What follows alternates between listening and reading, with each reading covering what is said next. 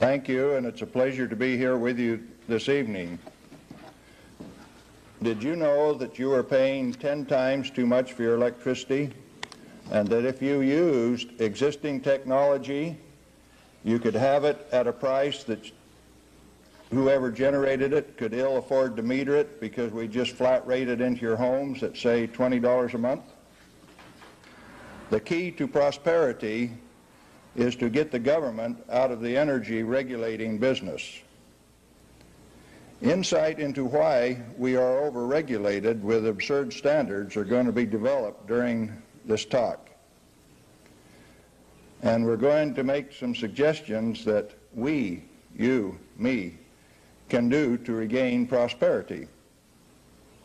Question: should the public be concerned about safety of nuclear power? The answer is very simple: no. It is inherently safe. The media is misrepresenting the case. The media comes out and articles like this on the front page of the Oregonian on Mother's Day. A Hanford worker with his mask and his coveralls, a diagram of putting what they called high-level waste 3,200 feet deep into solid basalt. What they have labeled waste are the plutonium resources of the future.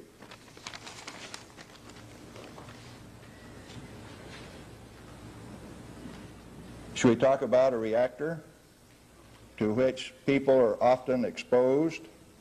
The sun is an operating thermonuclear reactor, 93 million miles away, far enough away that the energy it deposits on the Earth is 1 kilowatt on 1 square meter in an hour. One of those neat ones, and you can always remember that. So when somebody tells you that the sun's good for you, you have to believe them because it sustains all life on Earth. If they tell you that looking at the sun without colored glasses, in other words, with a naked eye, 10 seconds, if you stare at that sun not in an eclipse, it will burn the retina of your eye. Multiple exposures to the sun can cause cancer, does cause cancer. If you lie naked on the desert long enough, it will kill you. And yet, as I walked past the swimming pool just a little while ago, there were sunbathers out there.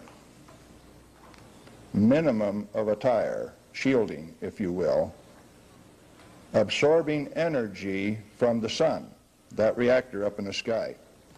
And this reactor burns the skin, otherwise the skin would not suntan. Suntan is just like good cooking. It's a controlled burn. And the sunbathers and you and I have no fear of the sun. Those of us who get exposed to the sun realize that a white shirt and a cowboy hat are all that is required to keep us from getting burned. And if we want more sun, we just roll up our sleeves and pick up a little brown on the arms. May I submit, at this stage, nuclear reactors are no different. They give off the same kinds of energy, and they're useful for the same purpose. The only thing that makes them different is that they have a higher power density. How can nuclear radiation harm you? Will it hurt you?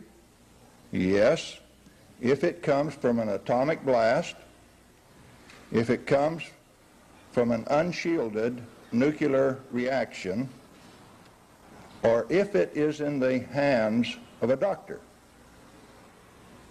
Otherwise, it's pretty acceptable. An atomic blast. When we say this, well, you see the Hiroshima and Nagasaki mushroom clouds. Did you know that 18 Japanese civilians survived Hiroshima, made their way to Nagasaki, and survived that one also 3 days later. One of these guys was a Japanese newspaper editor, and he went to the mayor of Nagasaki and he says, those Yanks have really got something this time. They've got a bomb that announces itself with a flash of light. And if you hurry and get something between you and that flash, you can survive.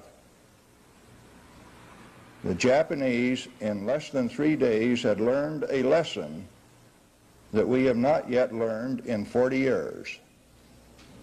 This lesson is briefly, stop looking at the blast, drop down and make as small a target out of yourself as you can in a ditch behind a rock, and roll under something if it's available to keep debris from falling upon you. Great big debris, the kind that will crush you and snuff out your life. This story was told to the policemen in Nagasaki. Do you know how many policemen were injured at Nagasaki or killed? None. They listened, heard the story once, and they took action, protected themselves. The police chief's son and 3 companions were on their way to school at 8:15 that morning. The boy saw the flash, grabbed one of his companions and dove into a shelter. The other 2 boys stood there gawking and were blown away, never seen again. There are the quick and the burn. Light travels at 186,000 miles per second. When you've seen it, you've had it. The nuclear radiation from an atomic blast, when you've seen it, you've had it. There's not any more of any consequence coming. Sound travels at sea level about 750 miles per hour. That's roughly a mile in 5 seconds. So coming behind the light flash at the speed of sound is a heat and pressure wave that's hot, in excess of 2,000 degrees Fahrenheit. And it's going to burn anything that gets in its way unless something deflects it over you. May I submit that what they're doing in Russia right now is a pretty good trick.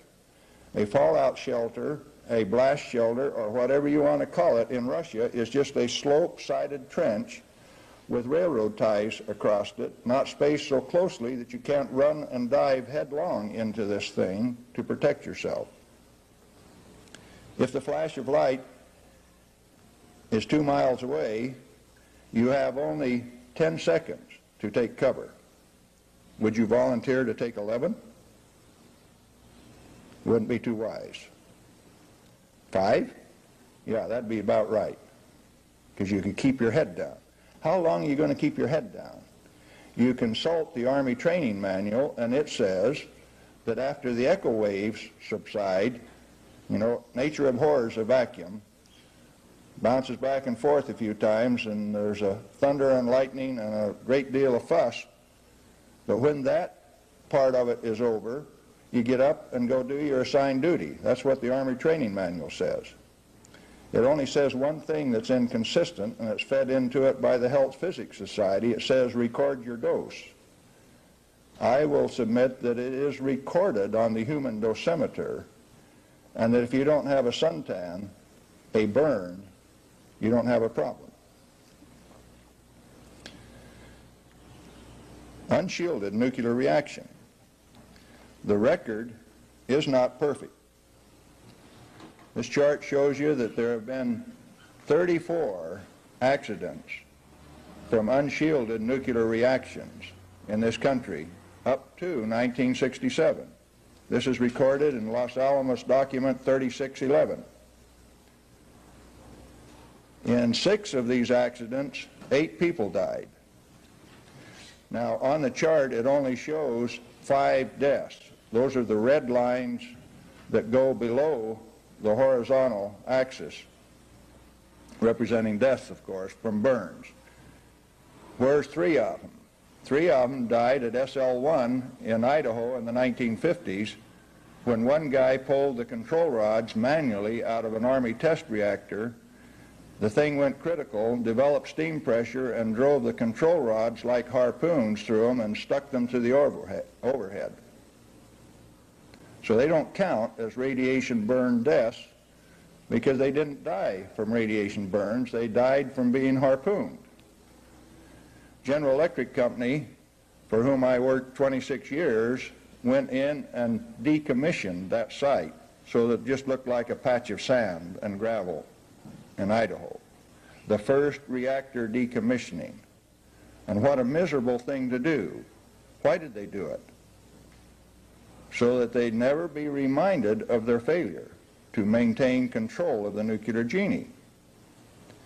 Now, this nuclear genie is pretty fierce. You let it get out of control and it can burn you. 5 of those guys died from real accidents.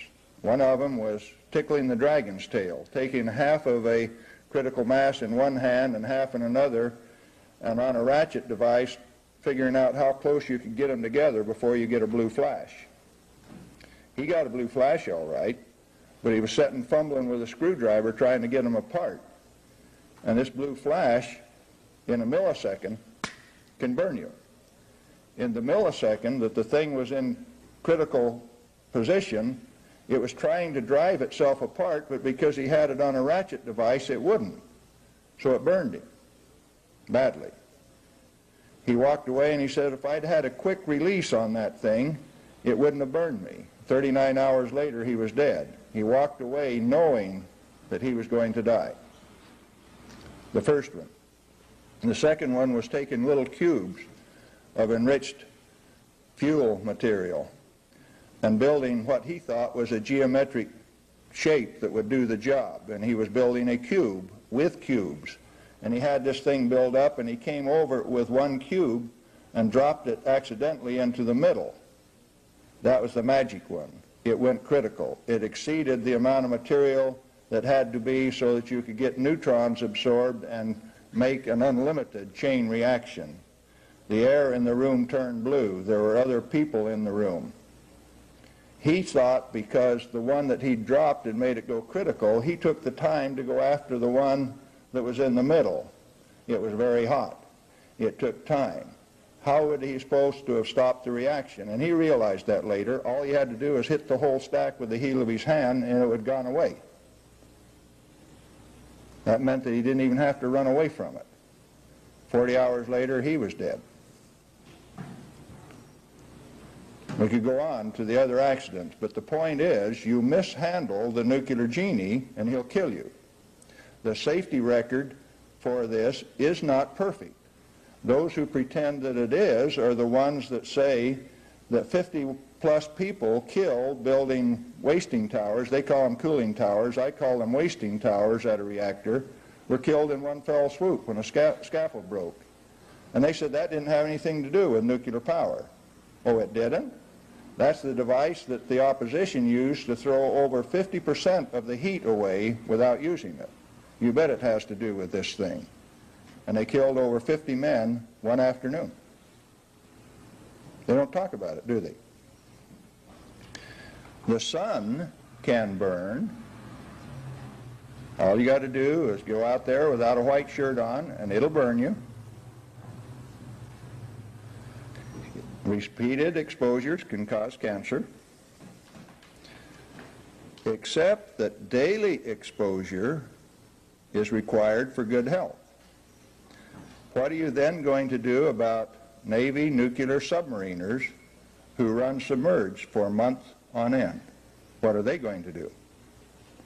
They have in a package a reactor that 2 of us could reach around, fueled with fully enriched uranium, and this thing is fueled so that it will last for the expected operational life of that undersea boat 17 to 20 years. It will run at speeds in excess of 35 knots submerged, and they depend upon it for their light, their heat, their mobility, their air, their water, and their suntans. And to get a suntan, all you have to do is hook up a sun lamp, or if they didn't put so cotton-picking much shielding on that reactor, they could just walk up to the reactor and kind of sunbathe in it. to get their ultraviolet light. Now, doctors. Doctors burn people to cure cancer in cobalt therapy centers. If it doesn't burn, they don't cure cancer.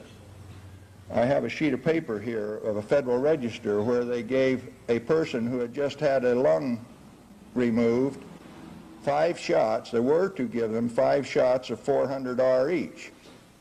Now look on the chart to realize how much 400 is, and realize that the scale is marked off in logarithmic functions. 1, 10, 100, 1,000, 10,000. A doctor exposes people in the 7,000 to 10,000 Röntgen range to burn cancer cells, preferentially because they are faster growing than normal cells. At that point, you say, on this experiment, 5 doses of 400 R each. They made a computer mistake. Instead of giving all 5 doses at 400, they gave 2 at 400 and 3 at 800 R each, for a total accumulative dose of 3,200 R instead of 2,000. The NRC held a special safety investigation. Their doctor says that there were no significant observable effects on that patient of increase in individual doses by a factor of 2 and the cumulative dose from 2,000 to 3,200. And that the NRC reviewed it and found out that their report was quite correct. There were no significant effects. Then I submit there was no cure, because unless they burned that body, there was no effect. In 1967, I attended a seminar in Berkeley that was taught by Bob Stewart from across the bay. Can't even think of the name of the university. Stanford. And Bob had some pictures of women who had been treated for uterine cancer with strong bursts of gamma energy delivered in a short time, to the point that they would burn. And there were several women in the group, and we just had a fine buffet dinner. And when the women saw these pictures, a good fraction of them went outside and regurgitated their food, because it made them ill just to look at the burned purple skin on these women who had had cancer cured. Now, since gamma is preferentially absorbed in the skin on the surface, like suntans now, and because it's the shortest wavelength, highest frequency of the ultraviolet spectrum, then if you get enough dose deep enough in the body to burn, you're going to burn the skin, maybe even turn it purple, to cure what's deeper inside the body. If you don't want to do it that way, then you go to radium implants like the old doctors used to, and I find out that some of them still today use that technique. Now, you can get burned how? In an atomic blast, in an unshielded nuclear reaction, or at the hands of a doctor, for which you get to pay with the approval of the Federal Drug Administration and the American Medical Association. What about if you're a non-nuclear worker, just ordinary people, around an island like 3 Mile Island in the Susquehanna River near Harrisburg, Pennsylvania in 1979? Should you be afraid? The media went in there and blew that thing entirely out of proportion.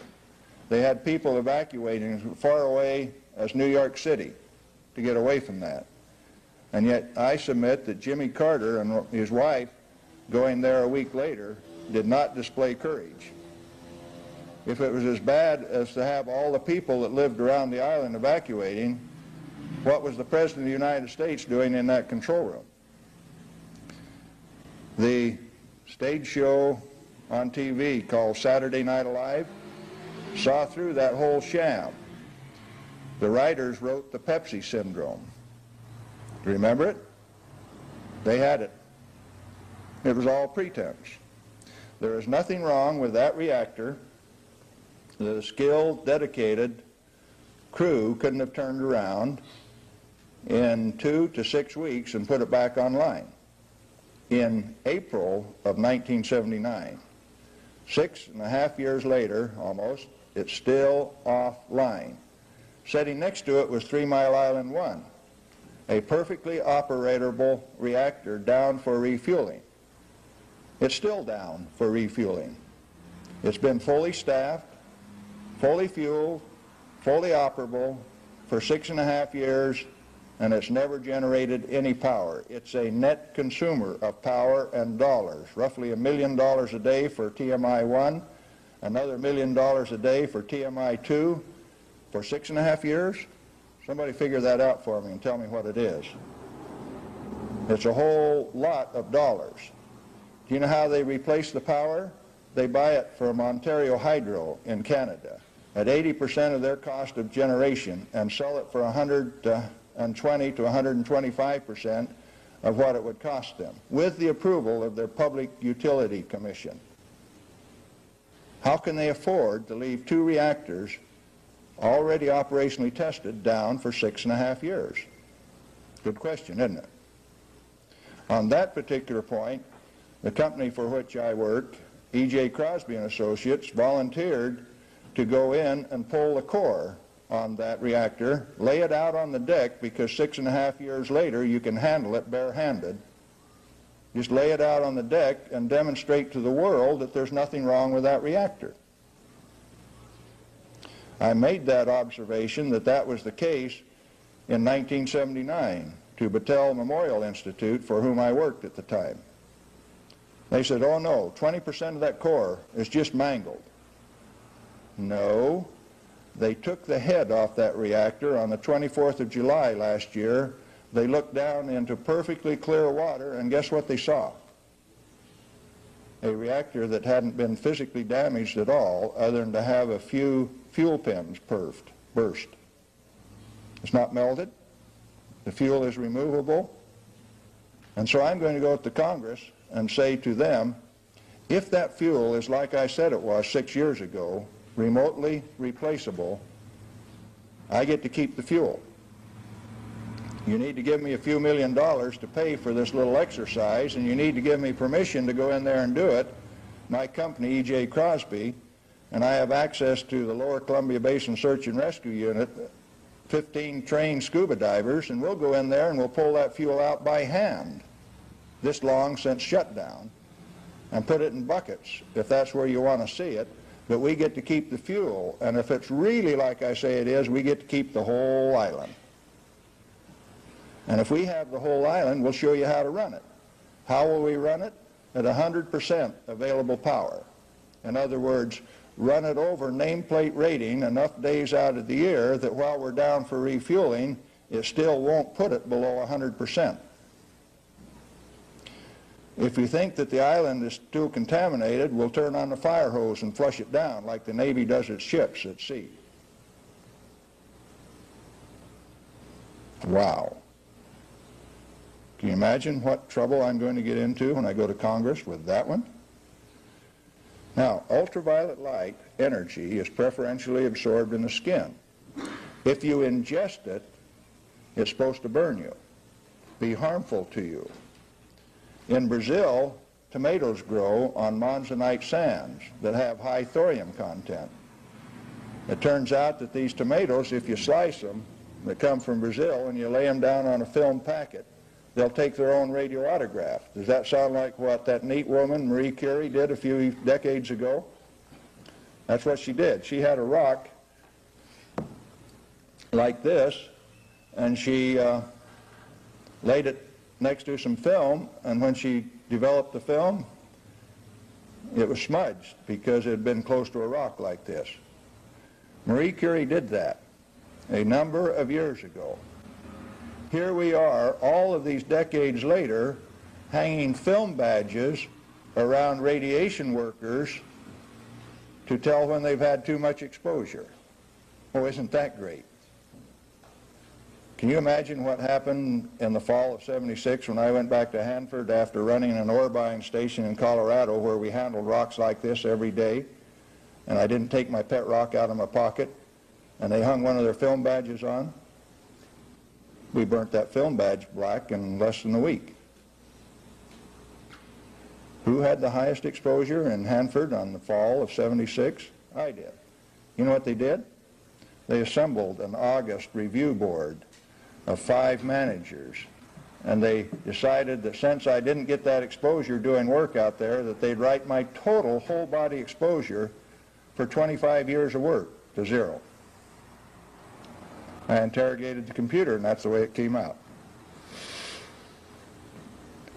Okay. There's a story available, I hope it got passed out, on They Also Serve, which is the effect of hanging these kind of dosimeters around somebody's neck and saying, go maintain that reactor. I'm going to tell you that such things as that are ridiculous. Now this chart over here says that 60 R per hour delivered to living human cells, the human cells self-repair during the time of exposure. Those who don't make it die. Those who self-repair live. Then I'll submit that 60 R per hour is the lower level of concern. The federal regulation is 60 micro R per hour for off-site dose from a reactor. That's 1,000,000 times less than that has no effect on human cells. Then we rapidly get to the conclusion that the federal safety regulations are absurd. They are meaningless, except that they cost us free use of the nuclear option. They are 1,000,000,000 times too conservative, to which I say our ability to measure has exceeded our ability to understand. If you haven't been burned, what is your problem? We go back to the standard that was in existence before 1934, before the International Commission on Radiation Protection, headquarters in Vienna, Austria, imposed a standard that says X-ray handling, gamma ray handling can no longer be allowed to burn anyone. We're going to install a standard of 0.2 of an R per day. How much is 0.2 of an R per day?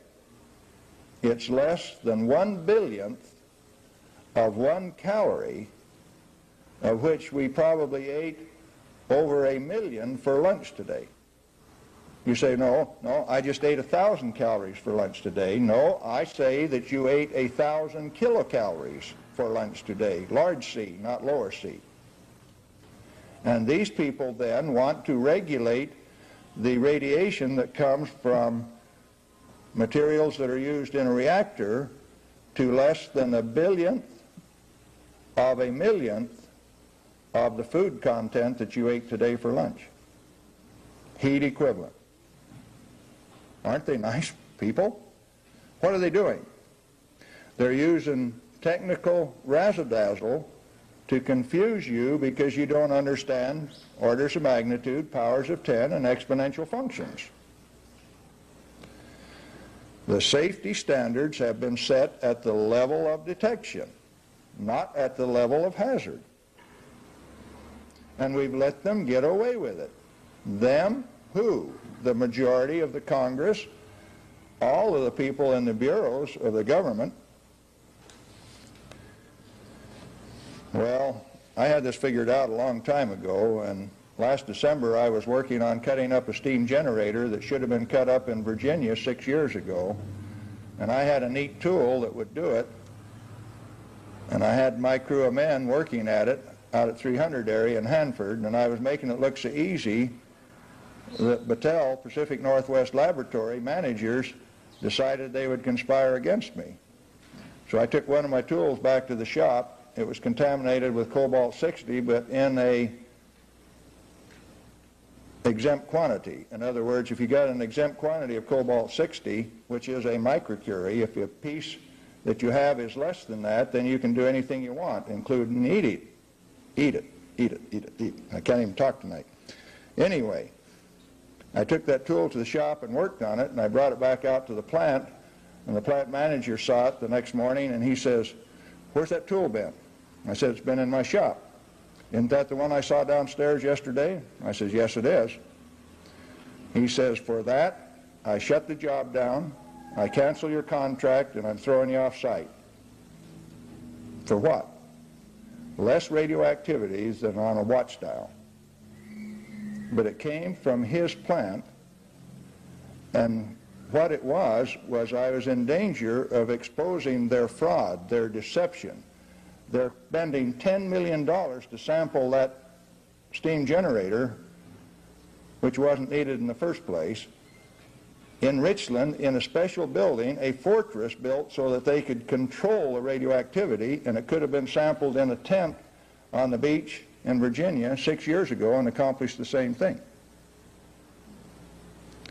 Exposure to radioactivity, indeed. I was exposing them to the bright light of sunshine, and they didn't like it.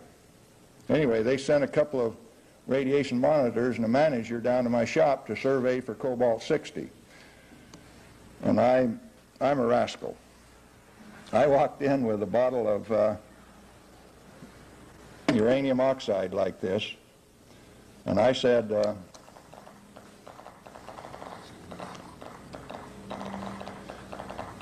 poured some of it out in my hand like this.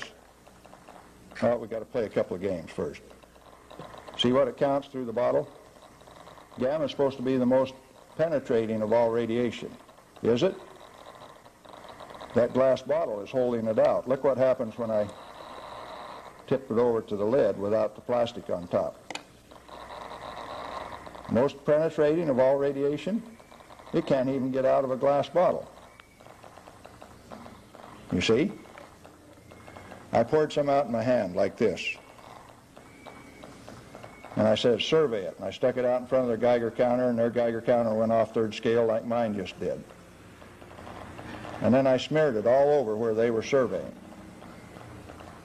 And he complained, and I says, "Don't complain to me. You got 100,000 times more than you had before. Just get back to your surveying." And I poured some out in my hand like this, and we got into a tiff about whether ingestion of it would hurt, and I did differently than I'm going to do now, but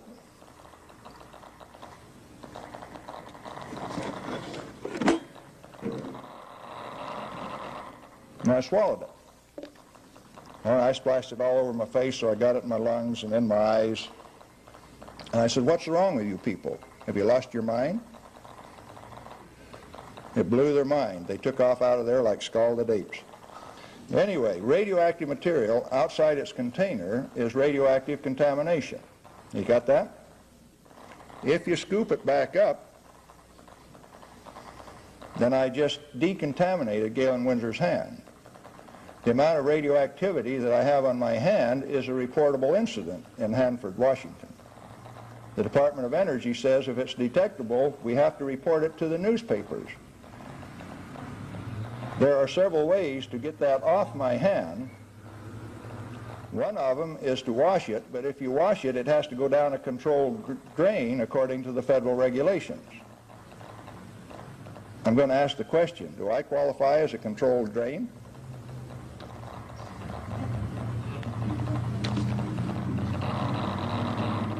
Must be.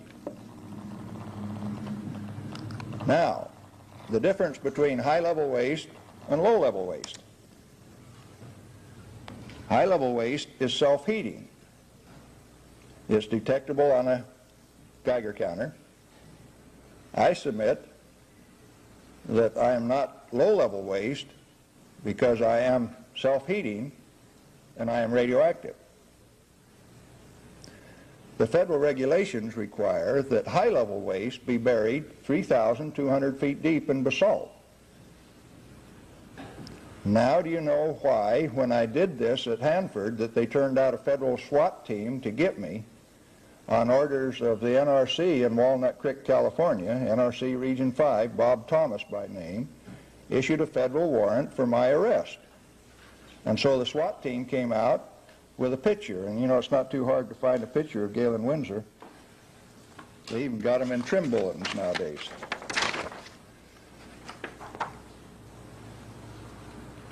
It said on there, "This is an irrational individual." He poses a threat to our security. Take him at any cost. How did I pose a threat to their security? I was taking a hot sword called truth, and I just poked it in their hot air balloon. And their fraud was about to be exposed, and that worried them. The state of Washington sent 2 of their Gestapo agents, they call them radiation protection people, those that would keep us from using the nuclear genie, over to audit Battelle's survey. They came into my home and they said, "We are here to confiscate your uranium." And I said, after I'd given them a little demonstration, "The only way that you'll ever get to touch my uranium samples again is with a court order." They went to get the court order. They never got it. I told their boss where to go via my state representative, Ray Isaacson, who had been handling uranium and plutonium and fission products with me for 35 years. Ray's been fighting a losing battle in the legislature in Washington, and I've been fighting a losing battle in Illinois for years. Ray took the position a long time ago that low-level waste are just ordinary material. If they are less than economically recoverable amounts, then you just flush them down the sewer or throw them away in the dump. He did that in 1981 in the state legislature, made a big presentation on it, got all kinds of backing, and they never did anything with it. And the next year he never even made the presentation because somebody got to him and hit him over the head and says, you don't do that. Now let me tell you a story about low-level waste. If you declared it non-hazardous and just threw it away like that, all you'd have to do is sit still and listen to see who howls the loudest.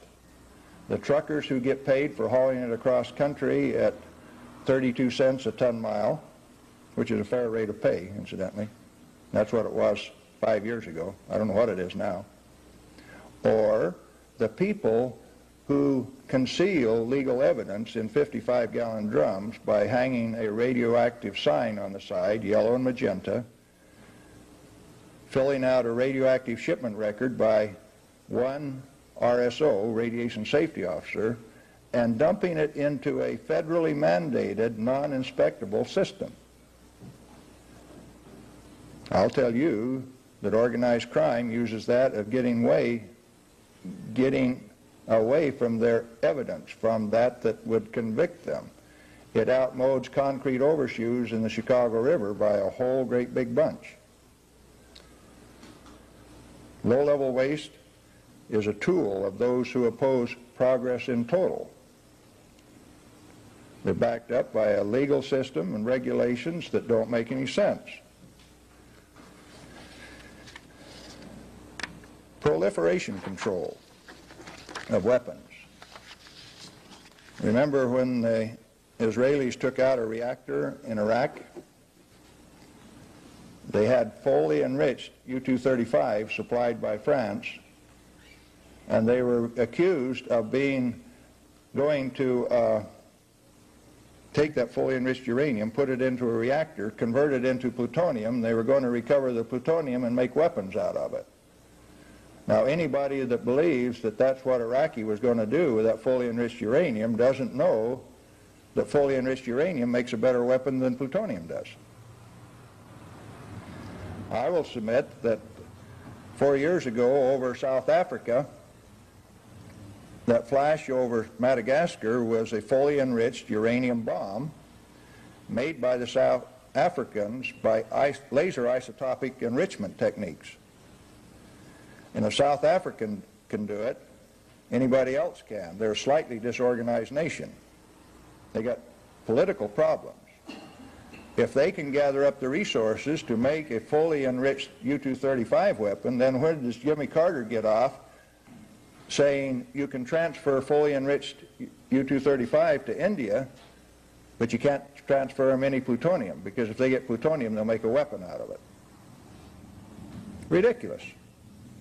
Now, if you're going to control bombs in the hands of terrorists, then obviously you're going to ban all of the uranium on Earth and all of the lasers. Because anybody that knows the activation energy of U-235 as compared to U-238 can gather up the material to make a weapon. I know where there's pet rocks like this. This one's 16% weight uranium in northwest Saskatchewan, just laying on the surface of the ground where you can dig them with a front-end loader, and that's where France gets its uranium. Got an article here that says that uranium is in short supply, don't waste it.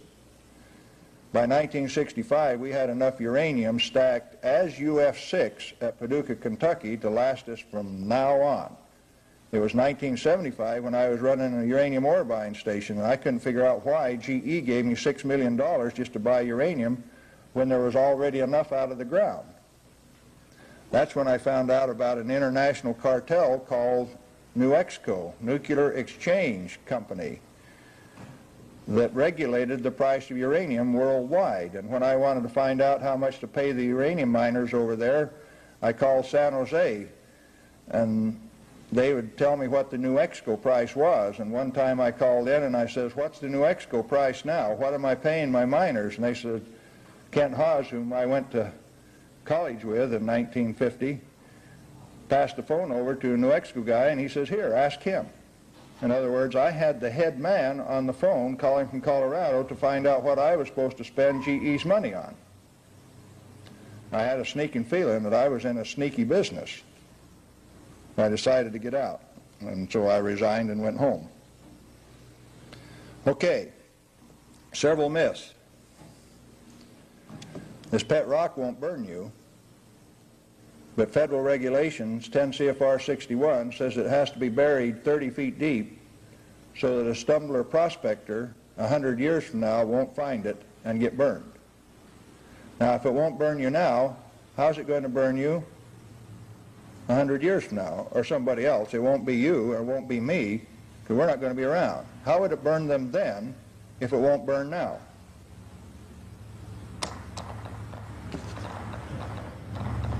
If gamma is the most penetrating of all radiation, how come it doesn't count? How come it doesn't count very much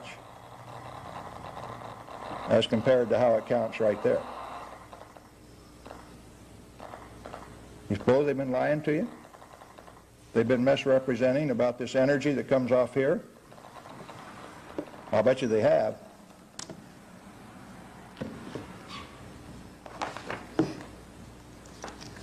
You've heard it said that 5 grams of plutonium, properly distributed over the face of the Earth, will kill everybody on Earth.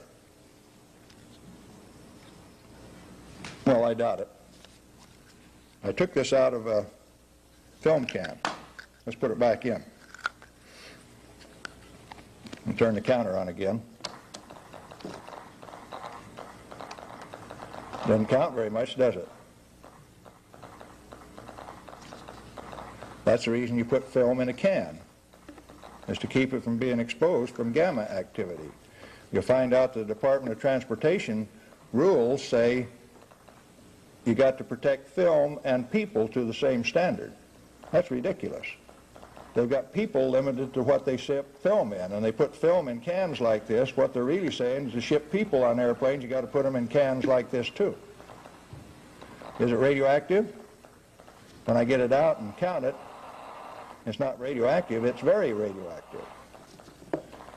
It has a density of 19. There are 2 elements that have density 19. One of them is uranium, the other is plutonium. And I submit that outside of a laboratory, you can't tell whether this is uranium, plutonium, or a mixture of the 2. Is it pyrophoric? Yeah, it is. Pyrophoric means that I can strike sparks off it. Those hot particles that were flying around there was reactor fuel melting, burning.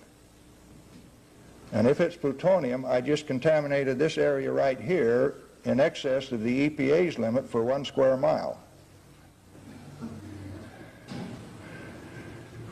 Go tell the NRC on me. Say that I've broken the EPA's limit. I'm going to climb on an airplane in the morning and go home, and I'm going to have this thing in my wallet. What then? I've just broken the federal regulations, because it says as you go on to past the security point there that radioactive materials are hazardous in any amount. There are no amounts designated. And when I carry me on because I've been eating uranium, I'm also forbidden. I'm breaking the federal regulations. What are they going to do? If they know it, they're going to fine me $10,000 and put me in jail for a year. And I've been doing it for 14 months on lecture tour. If it's a year per occasion, I'm in deep trouble. What am I telling you? That the federal regulations are ridiculous, absurd. In my hand, Coleman gas mantles. Did you know they were radioactive? Someone said the other day, if Galen Winsor's got them, we know they're radioactive.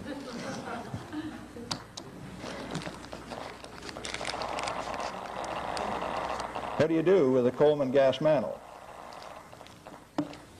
Why, you put it on a lantern and you light a match to it, turn on the gas and light another match, and heat it up to white incandescence. And if, while it's off, the children reach their hands in and macerate the mantle, what you do is you whop the children on the bottom, complain about the cost of putting a new mantle on, and go through the same process again, but nobody goes and washes the child's hand because they've got radioactive material on them, thorium oxide. Back to our story.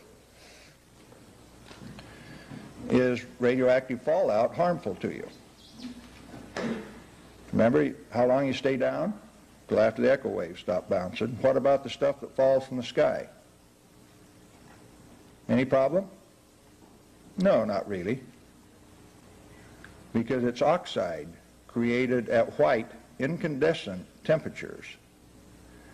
So oxides are not soluble. This stuff that's on my hand is known in the industry as HCl insoluble. That means that it won't dissolve in concentrated hot hydrochloric acid. In your stomach you have 10th normal hydrochloric acid. This stuff will not dissolve in body fluids. It has a biological half-life of about 2 days, and then it's all gone. Even though it has a radioactive half-life of 4 billion years. Does it hurt me to eat it? Not at all. Does it hurt the NRC for have me eat it? Yeah, it does, because it exposes their fraud.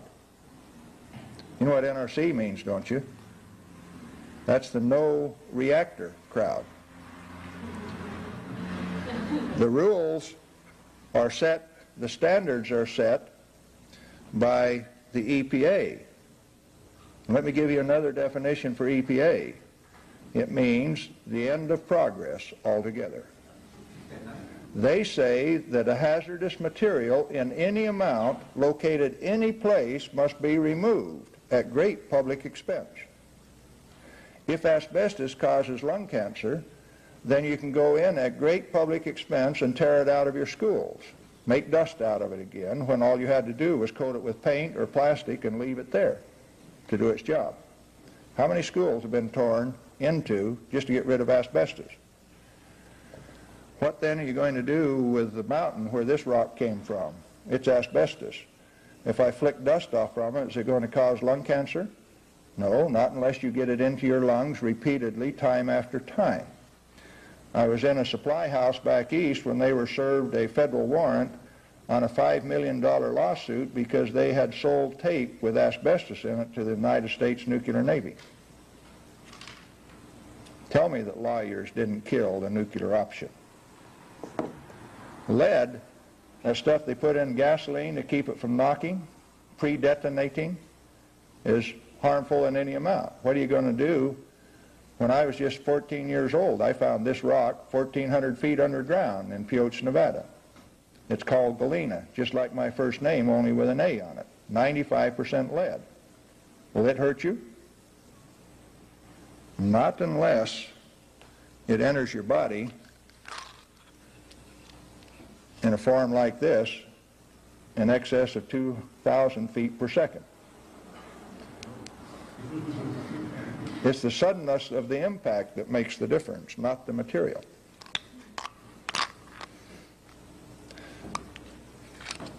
This piece of lead my son took out of a human body and gave to me. That's called dying of lead poisoning. May I submit at this point that the only reportable events are deaths, not fractional deaths, are those from which you recovered. What did we do with those black figures on there that were exposed to unshielded nuclear reactions? What do you do with them in your society? Cross them off? Are they high-level waste? Because they are self-heating, and they were radioactive to a certain extent. The radioactivity could be measured on a Geiger counter. That's how you determine how much medical attention you're going to give them. What are you going to do with the people that survive? What did you do with the 34 people that didn't die? You've never answered that question. Neither has society. The Department of Energy ramrodded the Nuclear Waste Policy Act of 1982 through the United States Congress. It is Public Law 97-425. This requires a mil per kilowatt hour on all nuclear power. That's $1 per megawatt hour. At Rancho Seco, that means that that's $913 an hour, has to go to the Secretary of Energy so that you can research how to throw away plutonium. Now, plutonium is the reason why we built reactors at Hanford in the first place, and it's the reason why I came to California in 1965 to do the detailed design work on this plant, which we later built in Illinois. They told me that I got to build it down at San Luis Obispo, and that's how they got me away from Hanford in the first place. But we didn't get to build it at San Luis Obispo. We built it at Morris, Illinois. Why do you build plants like this? Obviously, to recover plutonium from the uranium matrix in which it is created. The federal government right now has said that you got to bury this stuff 3,200 feet deep in solid rock. And they've got contests going on between states to find out whether you're going to bury it in basalt or granite or salt. Somebody's stupid. Do you suppose it is stupidity? Or do you suppose it is a plot? I suspect it's a plot. For 57 years out of my life, I thought that I could make this thing come up right because I was right and for no other reason. And then there was a neat little guy from Germany, Hans Phillips, who was drafted into the German army when he was 15 and drafted into our army when he was 25. And he got hold of me one day and he set me down and he taught me a few basics about the difference between a democracy and a republic. I didn't really understand because I was just a neutron mechanic that knew how to make plutonium out of uranium. And Hans Philip got my attention. About the time he got my attention, and after I'd had time for it to soak in, there was another guy came on the scene. His name's Alan Stang. And he came into my home, and I was trying to convince Alan about what I knew, and he was trying to tell me what to do about it, and we did this for 3 hours, and finally Alan says, "Galen, I know the answer to your problem." "What is it, Alan?" He says, "Easy. Go on lecture tour for American Opinion Speakers Bureau, and by the time you get done, you'll have it figured out." Thanks a lot, Alan. Goodbye. Well, Alan Stang's a neat guy, and he doesn't give up easily, not even on characters like me. And one day my wife said to me, "Aren't you glad that we are not our grandchildren?" I said, "What'd you say, woman?" "Say it again." So she did. "Aren't you glad that we're not our grandchildren?" Now, I've got 5 of the neatest grandchildren in the whole world. They're the cutest, best behaved, Neatest little grandchildren you've ever seen. The youngest, you know what her first word that she ever spoke was? Grandpa. Do you think she can get me to do what she wants me to do? When she was 2.5, she came up and I was resting in my chair and she grabbed me by the finger and she says, Grandpa, vroom, vroom. I says, Ariel, it's 10 o'clock at night. No, we're not going on the motorcycle. And she grabbed me by the finger and says, Grandpa, vroom, vroom. 5 minutes later, we were going down the street and she was honking the horn on that 550 Honda and happy as could be. Why was she honking the horn? So that the neighbors would know that she had her grandfather in tow at 10 o'clock at night. I would do anything in the world for my grandchildren. Even call Joe Mertens and tell him that I would go on lecture to her for American Opinion Speakers Bureau. It's not easy to go on lecture to her. They keep me away from home for 3, 4, 5 weeks at a time, and they don't think anything of it. And guys like Tom Gow, you know what he did to me the other day? He put me on the air with Jim Eason on KGO, and he sat there and smiled all the time that he did it. Now, he presumed that I could get myself out of trouble, keep myself out of trouble with Jim Eason. That's not easy. You heard the story in the Bible about Daniel being thrown to the lion's den? That isn't what Tom Gow does. He throws Galen to Jim Eason. Well, it works. If you know what you're talking about, if you have truth as a weapon, there's no problem. Truth, dose rates that deposit ultraviolet energies on the skin won't burn you and keep your blood from repairing any damage done to the skin. Now, my neighbor John Nelson is a really fine radiomicrobiologist. He found out that if you shield some of the rats' tails with lead and put all of the rats in the same radiation field, that the rats that weren't shielded die and the ones that had lead-shielded tails live. You're going to have to think about that one for a while, and while you're thinking about it, I'm going to go on. Before we had instruments, we used to work until we got burned. And we used to go to first aid every once in a while, and we'd hold our hands out like this. And if the nails weren't shriveling a little bit and wrinkling a little bit, why, they'd say, okay, go back to work. Before we had instruments. After we got instruments, then we had to keep the 0.2 of an hour per day standard. Let's talk about something else. Why do we have these absurd standards? I'm going to explain it very quickly to you. It can be summarized by this statement. Who owns the plutonium and how much is it worth? Right now the utilities own the plutonium inventory.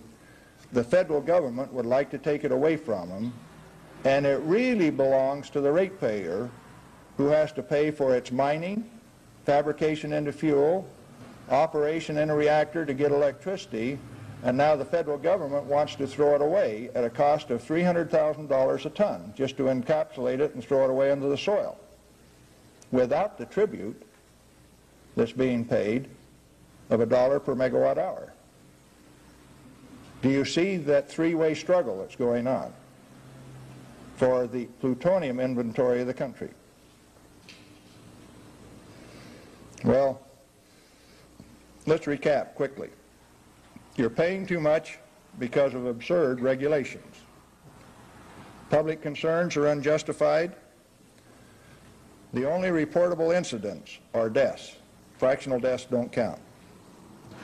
The only hazard is from atomic blasts, unshielded nuclear reactions, and doctors who have a license to burn. You are being confused into throwing away resources by calling them waste. The solution? Get the government out of the energy business. What can you do about it? You can write to your congressman and tell him that you're not happy that nuclear reactors are not run with greater than 100% availability. You're unhappy because it takes Diablo Canyon 17 years to be completed. They didn't complete Diablo Canyon once, they completed it 3 times. And there was a moving regulatory standard. Tell him you're unhappy about moving regulatory standards. Now, if you need information, why you reference some of the things that Galen does, but you don't have to have my expertise. You can take a trim bulletin and wave it under their nose. Now, if their voting record is good, like Stump's was in Arizona, he had 100% conservative index. He liked trim bulletins around where he was when he came back into his district. But Mo Udall, who was the guy that originated that Nuclear Waste Policy Act, with a voting index of 4, he gets red in the face. You understand the difference? Mo Udall does now too. When you get around to replacing guys like Mo Udall with somebody like Stump, and I don't know your congressman's name, but if he has less than 100% on the voting index, he can do better, and you use a trim bulletin to get him to do better. Yeah, you can do that.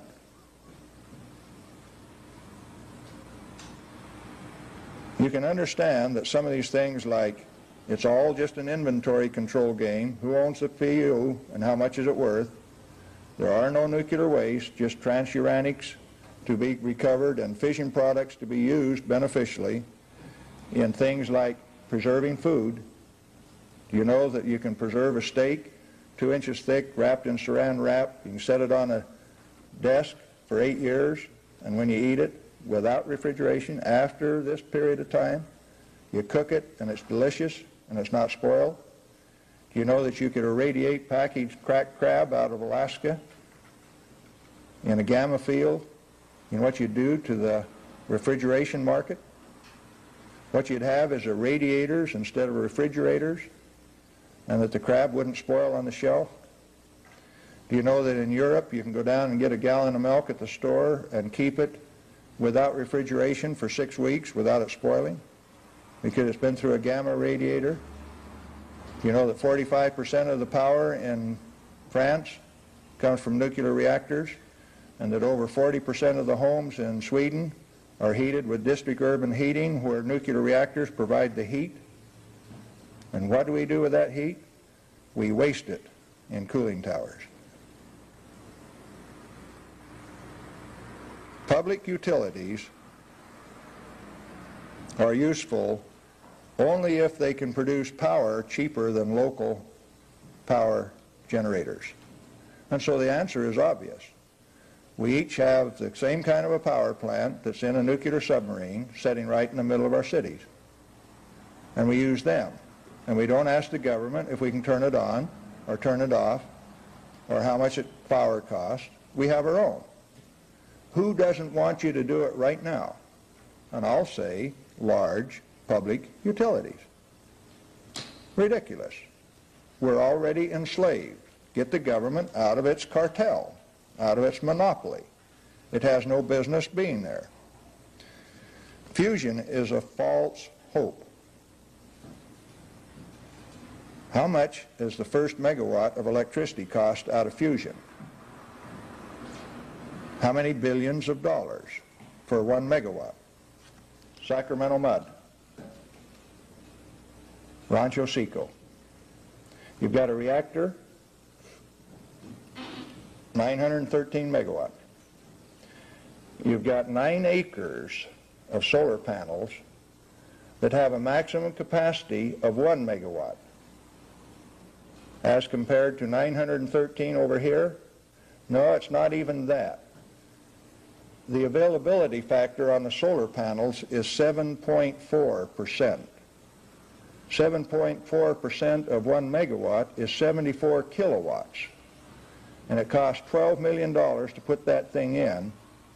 And they say we add it to the peaking power capacity of that plant. If it were online at 1 megawatt, how much percentage-wise have they added to the generating capacity of that plant? Less than running that reactor 0.2% over its rated power.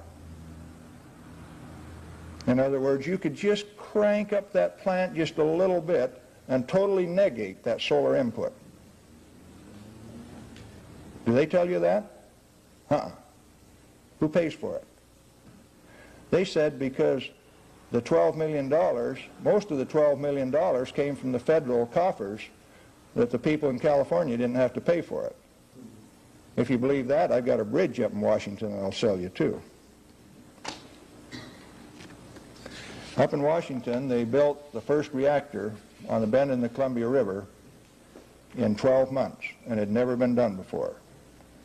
From sagebrush and sand in September 1943 to nuclear steam in October 1944.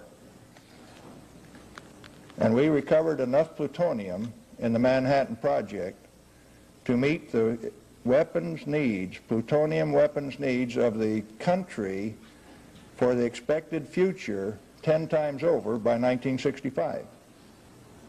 All the time that we were doing this, we were shipping all of our technology, all of the material to Russia via Fairbanks, Alaska, Great Falls, Montana, in U.S. Air Force planes in 1944 under the auspices of Harry Hopkins and Franklin Delano Roosevelt. And it makes me hurt inside when I see guys right now prosecuted, run out in front of the public for selling naval secrets to the Russians, when in this case, I think they just gave them away. The President of the United States. Major Jordan's diary. Have you read it? Don't walk out of the room without a copy if you haven't read it. Okay. What are you going to do about it? How are you going to think? One thing, you go to a reactor for safety and food preservation, for protection. Don't get caught evacuating like the NRC wants you to do unless you can do it in 10 seconds. Because unless you can get cover in about 10 seconds, it's not going to do any good when you see that bright flash. Is fallout going to hurt you? No. And if you haven't been burned, what's your problem? You're going to stand around and complain about detectable radioactivity? If you run all of the big nuclear power plants in this country at greater than 100% availability, guess what the big public utilities would have to do? They'd have to have a sale on electricity. And so what you can do is petition Congress for immediate rate decrease to 1 cent per kilowatt hour as a starter, free from public utility control.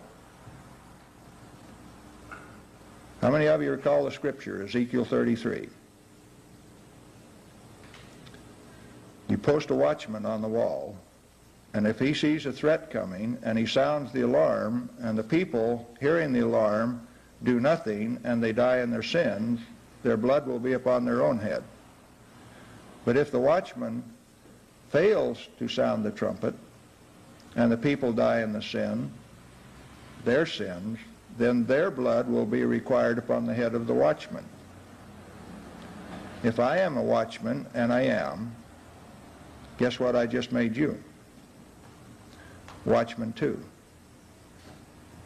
May I suggest that you have not met your commitment as watchmen until you've warned as many people as I have here tonight.